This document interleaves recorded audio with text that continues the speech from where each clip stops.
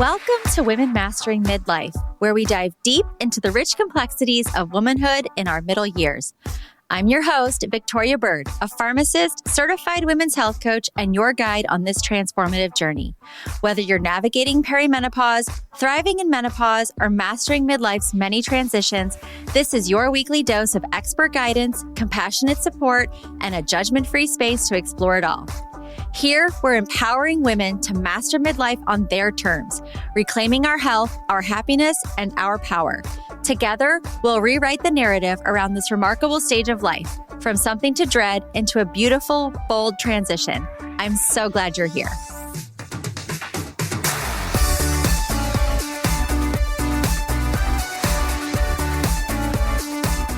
Today, I have the distinct pleasure of welcoming Elaine Glass, a transformational speaker, spiritual teacher, and the powerful voice behind the book, Get Quiet. Elaine's work is rooted in the belief that true clarity, peace, and purpose begin when we silence the external noise and reconnect with our inner knowing. In her book, Get Quiet, she invites readers on a journey inward, challenging us to slow down, reflect, and ultimately reclaim the life that is waiting for us beneath the overwhelm. Elaine has dedicated her life to helping others peel back the layers of distraction and conditioning, guiding them to live in alignment with their deepest truths. Her message resonates profoundly with midlife women navigating transitions, reevaluating priorities, and yearning for something more authentic and grounded. Elaine, welcome to the show. I'm so excited to dive into this book with you. Thank you, Victoria. It's really a pleasure to be here with you today, and hope you're having an amazing summer. Thank you. So the first thing I wanted to say is that there's a lot of women that I have spoken with who they saw, I posted a picture of that I was reading this book and they were all like, where is that? What is this? I need to get quiet. So I think that even without knowing what's in the book, just the title itself was grabbing at women like, there's just so much swirling and chaos internally that we need to calm down and really get into our true selves. Yes. I mean, every woman feels the chaos. Everyone feels the busyness, and it's almost like you don't know how to jump off of it. And if you do jump off that train, even for an hour, even for a day, you're like, am I going to lose the momentum of this train that I'm going, really full force on? And the train is just our lives. But if we don't jump off, if we don't give ourselves that break, our nervous system really is what's out of control. And our nervous system is what creates health or creates disease. So when we get those words in front of us, get quiet, we just intuitively know, oh, yeah, that's what I need. Yeah, absolutely. So in the book, you use a labyrinth as it's kind of a tool to guide you through the process and really digging into your inner voice and what your truth should be. But there's also, you have a physical labyrinth as well, correct? Yeah, so a labyrinth is where I found my quiet. Everyone finds their quiet however they're going to find it. But the day that I was rushing around trying to pick up my kids in the carpool line, I ran into a guy at a coffee shop. He told me about this labyrinth. I really didn't know what it was, but it ended up being at a retreat center right by my house. And so the labyrinth is an actual ancient, 4,000-year-old ancient formation in the ground. And you would look at it initially and say, oh, well, that's a maze. But it's not a maze. It's not something that will confuse you when you walk it. It's really one way in and one way out. And it traverses around in circles. So it looks like a kind of a messy maze. But it's really a beautiful way in which that our bodies, when we do walk it, which I really call it's a walking meditation, that when we do get in the state of walking a labyrinth, our bodies become calm. They become rested. And we can actually tune in to, like you said, our truest voice, not the voice of the world telling us what we should do, who we should be, but our truest voice. I really call that our soul's voice. So in your personal experience, you were working as a dental hygienist, and then when you actually got to get quiet and dig in, you found this work, correct? Yes. Well, as you can imagine, being in healthcare, caring for, at that point, over 30 years, just over 40,000 patients, life got really loud. And when I found the labyrinth, I literally felt like, oh, this is the most peaceful place outside my chaotic world of caring for patients, nurturing my children, being a single mom, trying to better myself, and being very curious about self-development. But this was a place at the labyrinth that all of that went quiet. And the only thing that remained was this wise internal voice. And that's when I said to myself, this is what I need.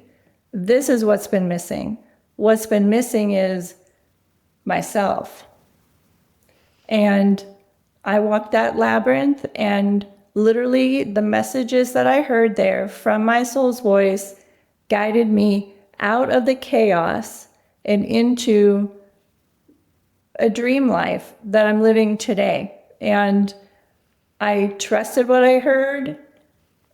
At times it sounded like crazy talk because those messages can feel a little crazy. Mm-hmm. But I believe that our plan is no match for God's plan. Yeah, I think we get trained to think of career to make money, to provide, to have stability instead of what our purpose really is. And I mean, my friends and I joke about the woo-woo things that we do to kind of realign ourselves, and that feels a little woo-woo. When I was doing the labyrinth work myself, and I was listening to the Audible, I was like, "This is beautiful," but I could like, it is a little woo-woo, so you got to just like get into it and accept it. And I love that you bring up this point about woo-woo, because I would say that I am the least woo-woo. And when I think about the word woo-woo, I think we're really just talking about how can we make the unseen seen? Mm-hmm.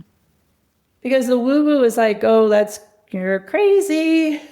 Yeah. That you're like believing in something so much that you can't see, that no one can see.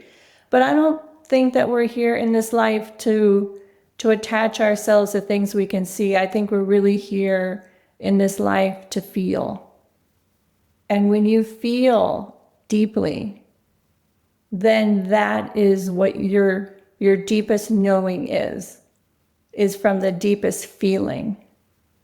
And that's what I felt at the labyrinth. It was just this deepest feeling of a knowing that was guiding me, that I literally could not look away from, Victoria. Like I just could not look away from what I was hearing. You know, I would hear surrender. I would hear you are not alone. And every single time I would get to the center of this labyrinth, which is really a metaphor for going into the center and connecting to your soul, your center. One day I heard, you are not alone. I am here with you. It's just these simple, very clear messages, nothing fancy. Mm-hmm. I went back to my car, turned on the car radio that day, and the Michael Jackson song of the same, you are not alone. Oh, yeah. I am here with you, was on the car radio. I mean, it's like when you start hearing messages and then you start seeing synchronicities, you're like, yeah, okay, I'm sold. Where do I sign up? You know?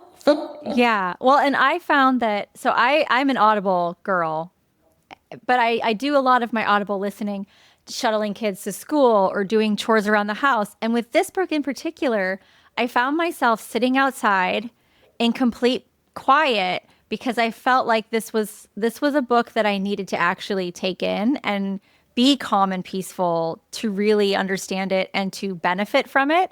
That's one of the things that I took away from it. It was like, I need to get quiet in my life to even listen to the book. I appreciate that. The Audible is selling like crazy, and it's because people really love to listen to me read the book to them and to find their quiet place and say, this is the time I'm going to give to myself. Even if I just read 10 pages, even if I just listen to one chapter a week.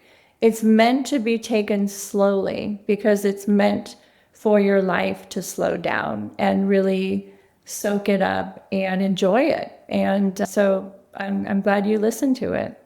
Yeah. And I feel like I connected with each part of the labyrinth was a different part of your body or your soul. And I felt like, getting into my hips or getting into my head, those were places that walking through it audibly, I really connected with my body a little bit more because I was just able to sit in it. And it really resonated with me, the way that you broke up the chapters. Yeah, because we're so in our heads. I mean, that's the way I was for years, and I would say even admittedly decades.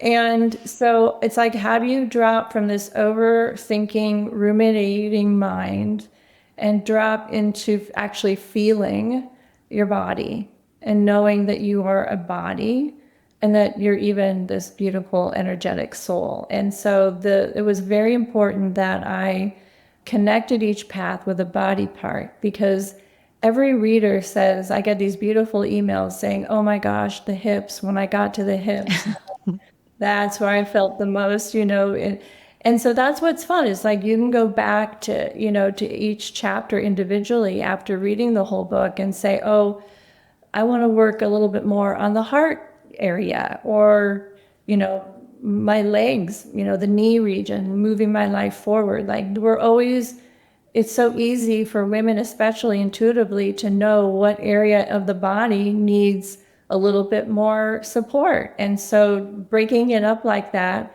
has really helped people go back and find that this book helps them months and months. And now it's been out over a year that they can go back and revisit a chapter when they want to. Yeah, I feel like that will be something I do. I needed to read it the whole way through first, but it's not like a 12-step program where you have to go from point 1 to point 2.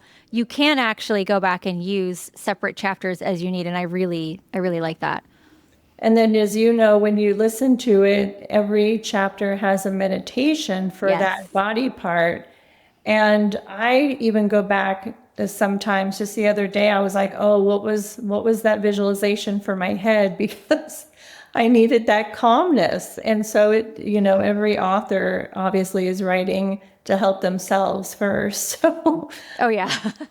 so it's helped me and so many other people. So, and those energy points that I point to in each body part, when we're talking about the woo-woo, we're talking about shifting energy. Energy is not woo-woo, it's science. We know that everything is energy. Mm-hmm. And so in the book, you're actually shifting while you're reading, and you probably felt this. You actually probably felt an energetic shift throughout your whole entire body. And so by the time you're done with this book, you really have shifted all aspects of your energetic field. And when you can give that, it's sort of like how a dog shakes its body after it's, been wet. Yeah. It's like, this is like this little shaking off that we do, that we need to do, because we need to resettle ourselves in the chaos. We need to find realignment. We need to find a new normal that feels healthier. And I believe that Get Quiet will do that.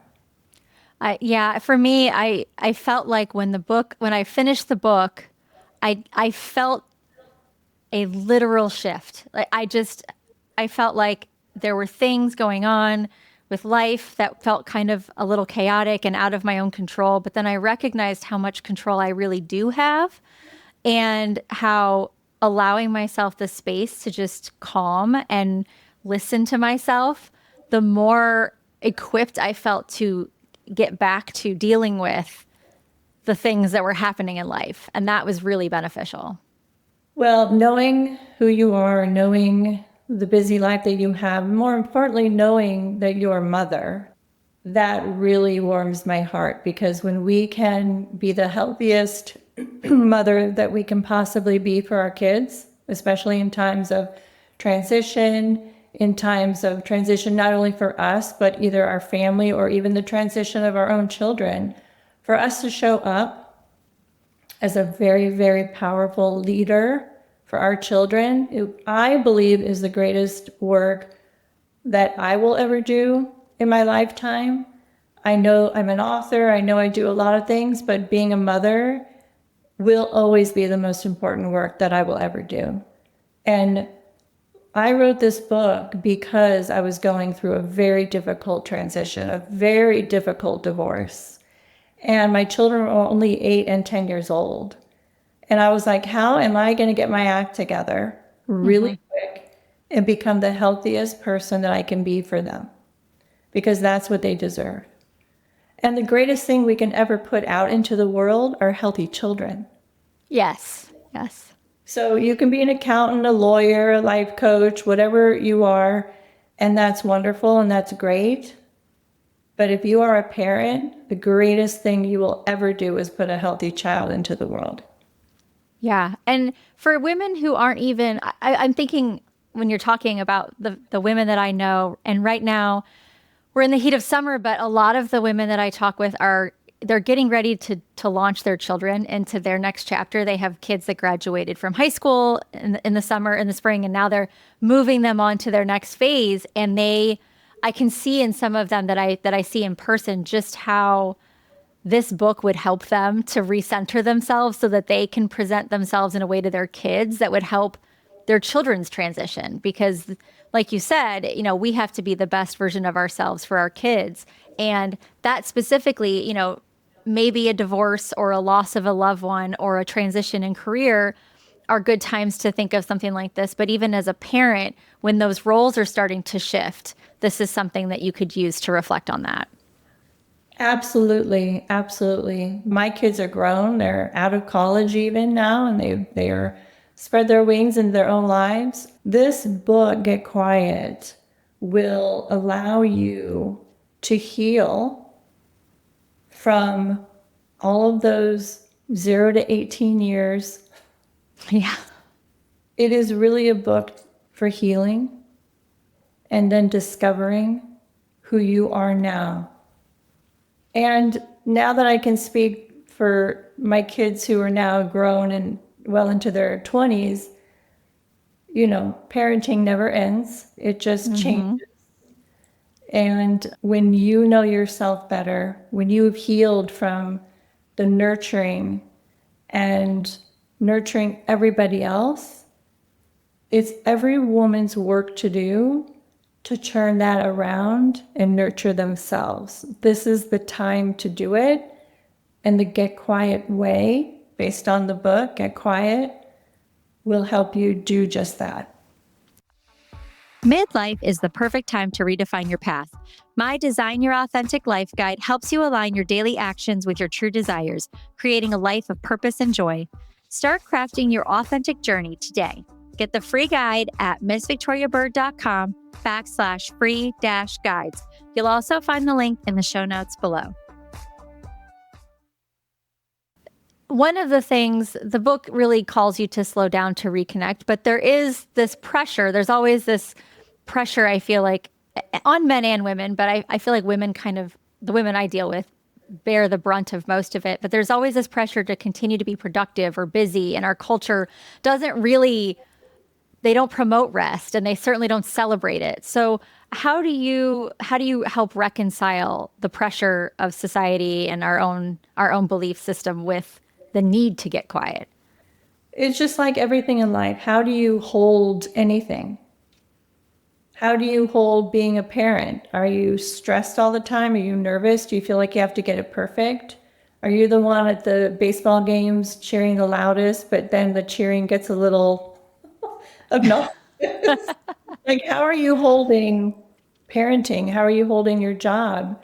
Are you taking on toxic people in your life? I mean, we hold things very heavy. We hold the worries. We hold the weight of the world on our shoulders as women. So I would just say and ask, how are you holding your life? Because if you're holding things heavily, it's time to lighten up. It's time to detach from what you're so attached to, certain outcomes, certain successes. And these are, for women like us, we want to succeed. We want to have a great, full life. But at the expense of what? Our health?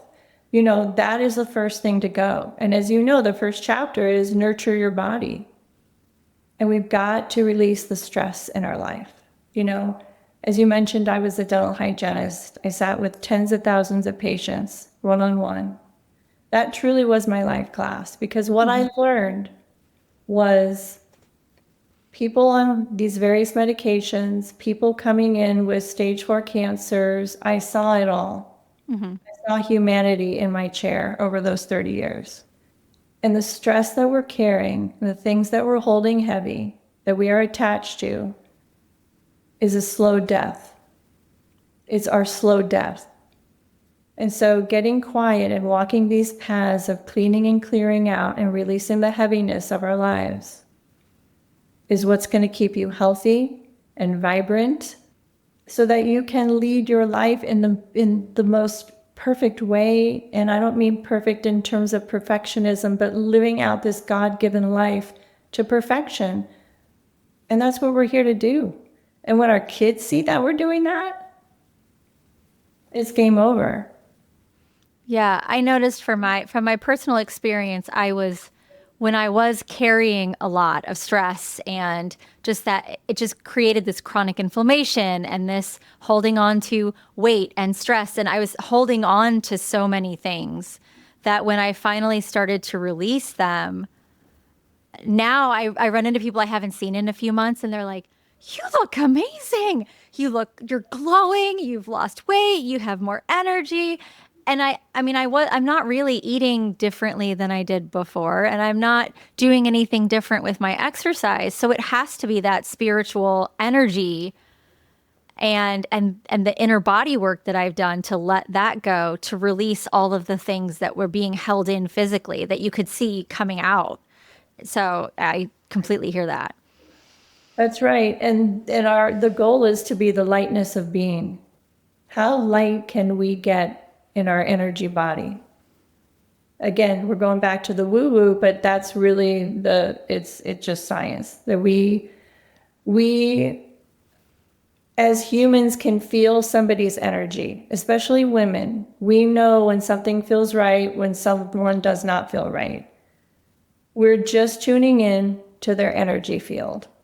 Yeah, When they see you vibrant and like I'm seeing you today with this bright smile and this zest for life, we want that too. We want what you have. And we will do whatever it takes to get to that place. And what I realized is it's inner peace. yeah. That's what we all really want. Yeah. And I work with clients in their health, and I've noticed that when we start talking about stress and sleep and what can we put down, that's when they start to see the changes in their physical health as well.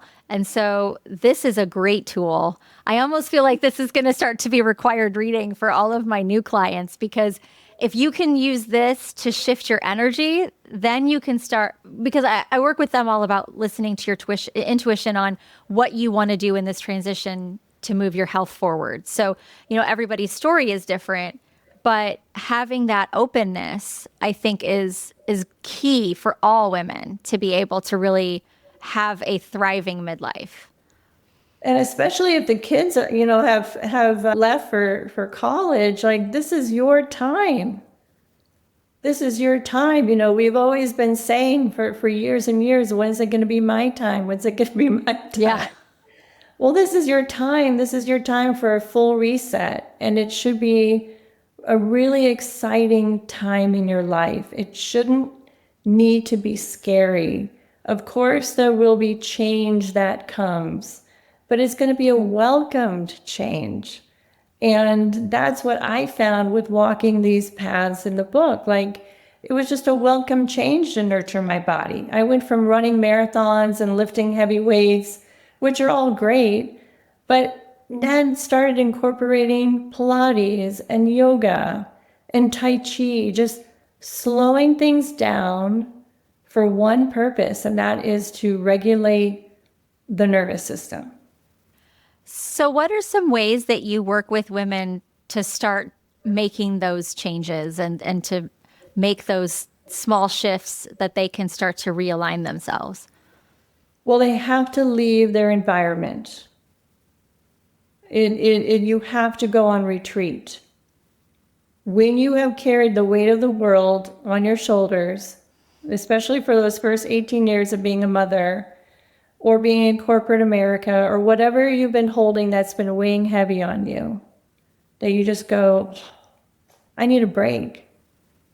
You have to change your environment. And that's when they come to see me at a retreat. And I do one-on-one retreats.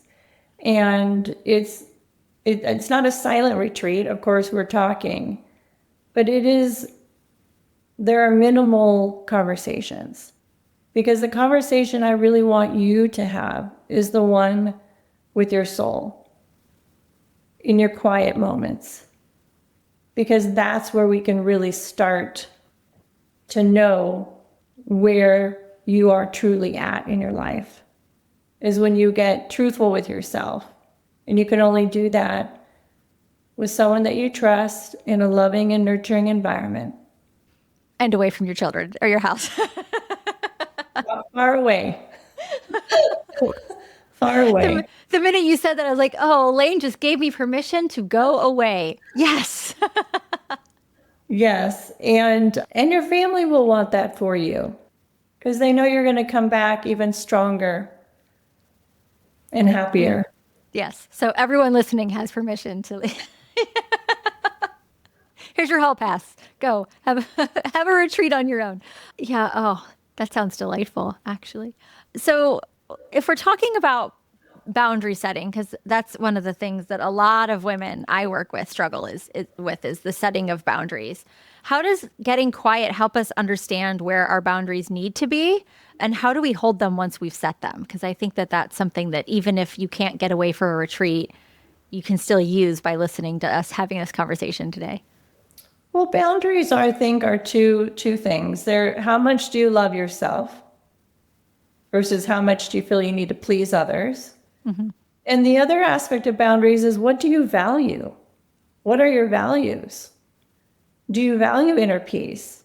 Do you value, what do you value? And so I take women on, you really need to be looking into what you value at least yearly.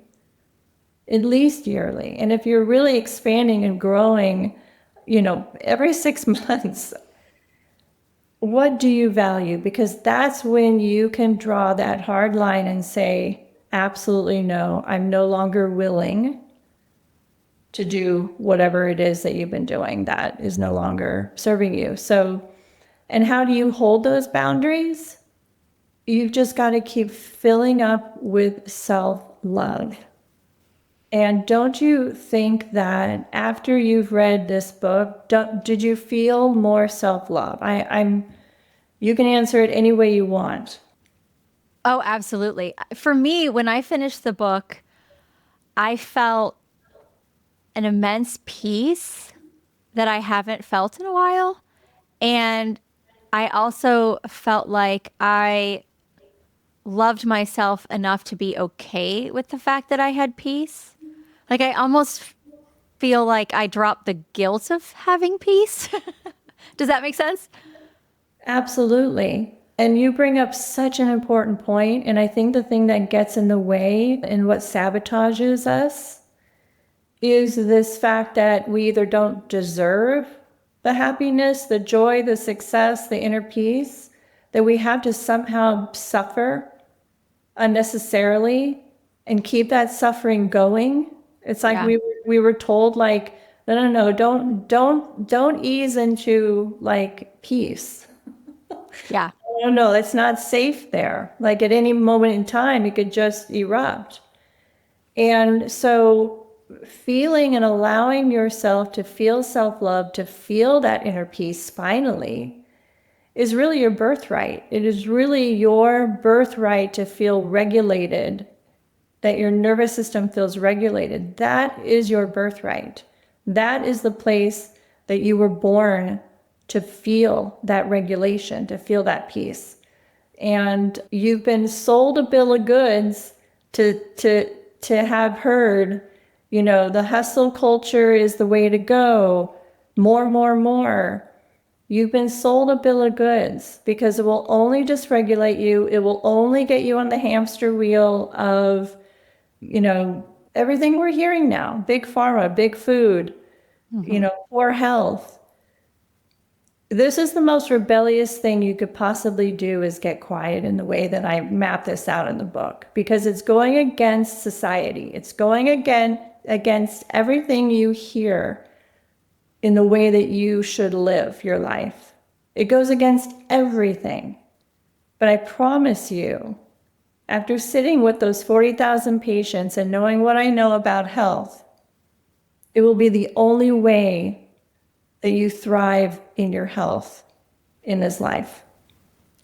Yeah, it brings to me the point that, I was led to believe, or felt like I was only as happy as the most miserable person in my house. Like I couldn't be happier than children, spouse, whoever, even extended family or friends. I never felt the right to be more happy or less miserable than the most miserable person. And so now I feel, yes, obviously the health and well-being of my children is important. I feel like I am unapologetically calm and happy. And that's serving that's making them happier. It's making them more calm. So by sitting in that unapologetic calm and happiness, it's still doing them a service. Like, it is the greatest gift you will ever give your children. Going back to, again, I really, really am passionate about regulation and regulating your nervous system in a world where at every corner it wants to dysregulate you. Your energy in your home transmits throughout the whole entire home, not only inside your home, but outside your home. And your children are a tuning fork. They want to tune in to mom's energy. They want it to feel good. They want it to feel calm. They want it to feel loving and peaceful and nurturing. And when it doesn't, and of course we're all human, we're going to have those moments, the whole house, you can just feel it. There are outbursts, there are things that happen. It's all because of the energy you bring into any room, whether that's the boardroom or your kid's bedroom. We've got to shift our energy to a place of regulation so that it gives the other people in that room permission to do the same. That is all that we truly want, is a very nourishing environment with healthy, happy people living out our soul's purpose. Yeah. Oh, so for the people, I kind of just jumped right into this book because I was like fangirling over it and I wanted to get into the meat with the person who wrote it. But I was thinking, for the people out there who haven't read it obviously yet, they're probably wondering, like, this book, like, how does it guide you and how does it work with you? So do you want to take a minute to kind of jump a little bit back to where we probably should have started if I wasn't so excited? But could you break down a little bit of how this book applies to how somebody can use this as a tool? I think this is for a person who is really feeling the need to heal their life in some way. And each path will be a focus on where you can heal your life. So the first path, as you know, is nurturing your body. If there's anything in your body that needs to be healed. The second path is healing and clearing out your environment. Your environment is really a mirror and direct reflection of your own life, particularly what's going on in your mind. So they can use that as a guide to helping them clean and clear out their environment. And the third path, as you know, is the cleaning and clearing out of the mind itself. And what I call the no mind state, which is just total bliss. And we need to heal the mind because of the chaos and the way that we actually stay in that overthinking mind, like I was saying. And the fourth path are those hips.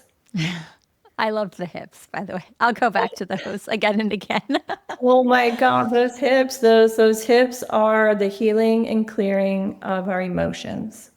And when we can master our emotions, game changer in our life. So those are the first 4 ways to heal of the book. There are 7 paths, and then of course there's a center. That's always exciting to get to the center of who you are. But that's the start of how we can heal our life, and how this book can guide you to that healing so that your body can get into a relaxed state once and for all, to really know why you're here and what you're here to do and what you're here to create, because we are all here for a purpose. Yeah, and my personal experience was that it really gave me the time and the space to sit and think about my path and how I want to lead my life and what's intrinsically valuable to me. And I put down a lot of feelings and fears that society put on us, and I was able to really reconnect with purpose. And it was an invaluable experience. So for anybody who has even thought, wow, that sounds great, they absolutely have to get this book. Well, I appreciate that you've appreciated my writing. I think that we all can connect the dots to what our purpose is. And if we think back to who we were even as a child, for instance, I started to write in a diary when I was very, very young. And so if I connected the dots of my life, now looking back, I've always been a writer, and I didn't know I would be a published author, but I've always processed the world through my writing. And so I would invite you and the listeners, think back and connect some dots. Who were you as a little person? Go and look back at even childhood photos. You will connect the dots to be like, oh, I forgot about that about myself. And during this midlife time, and maybe even out of, empty nester time, it's so fun to reflect on who you were and what lit you up, because I lost that part of me in the chaos of, full-time working, single mom, parenting. I lost that part of me of knowing that I'm a deep thinker, that I love to observe humanity and humans, and I love to write about it. So think back to your own life, and what did you do when you were younger, and maybe start there. Well, thank you. That's a wonderful, I'm like, and that is a beautiful last thing to wrap up this conversation. I'm going to put all of the information on how to get in touch with you and how to find you and where to find your book on the show notes for anybody who is interested. And thank you so much for your time. Thank you for putting this book out there. Thank you for sending me this book. It was almost divine intervention, like that we found each other, and that this was a connection, and it came just at the time I needed it. So selfishly, I'm really happy that we're doing this, and thank you again for your time. It's been my pleasure, Victoria. Thank you so much for having me. Thank you for listening to this episode of Women Mastering Midlife. If something you heard today resonated, I'd be so grateful if you'd share it with a friend who might need a little extra support on her midlife journey. Remember, small changes can make a big difference, and you don't have to navigate this transition alone. We will be back next week with more expert guidance and compassionate conversations to help empower you to master midlife on your terms. Until then, you can find us on Instagram at Women Mastering Midlife, or come connect with me directly at Miss Victoria Bird. And you're looking for deeper connection and support, be sure to join us in the Women Mastering Midlife community. We'd love to continue the conversation with you there. If you've enjoyed this episode, please rate and review this podcast. It helps us reach more amazing women mastering midlife just like you. You'll find all the links from today's episode and ways to connect in the show notes below. See you next time.